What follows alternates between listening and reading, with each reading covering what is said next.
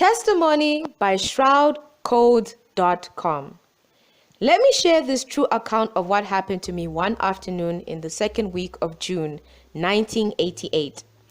I was a New York City investigator. I lived with my grandmother and my great aunt. Both were in their mid-70s and widowed, in a home which 7 of my deceased relatives had previously lived. 1 or 2 of them having died in the home, as it belonged originally to my great-grandparents. It was about 6:30 p.m. The sun was still shining outside. I just had dinner and went inside my bedroom and sat on the edge of my bed, wondering what to do with the rest of the evening. It was warm outside and the sun would not set for at least another 90 minutes.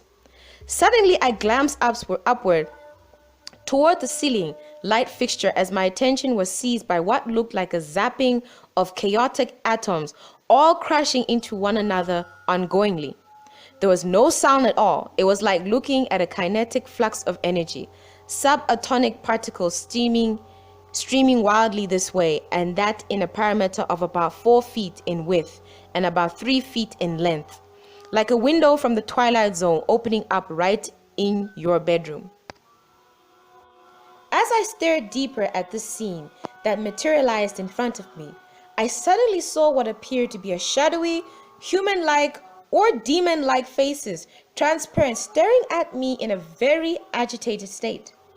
These were transparent faces weaved and bobbed in one place, appearing to be screaming and shouting at me, even cursing me. Now I had done quite a few things in that house that my great-grandparents would not have liked at all and would never have put up. I was a 27-year-old guy at the time and single and quite liberal back then, the opposite of my family who are now mostly deceased. As I stared at these faces, they stared back at me. I was frozen with fear. Couldn't move a muscle. I couldn't even say a word. I've never had hallucinations before or any kind of paranormal experience quite like that. These transparent faces had eyes, noses, mouth, foreheads, chins, cheekbones, what appeared to be hair of some kind, but because they were transparent, I could not make out the hair color. Also, I could not determine what age they were. They did not have bodies, no limbs, no torsos, no hands, legs or feet, just faces. 7 of them. I counted them. They levitated side by side all in a row and were about 3 feet away from me. They never moved around the bedroom. They remained in the same spot, just under the ceiling light fixture, which illumination helped to make these disembodied souls visible to my eyes, in my opinion. Although they were clearly angry with me and were shouting at me, I couldn't hear a word they were saying. It's as if they were mute. The fear that crippled me made the hair on my arms stand at attention because I didn't know if they were going to attack me or make me sick or try to enter my body or mind. My first thought that these were demons.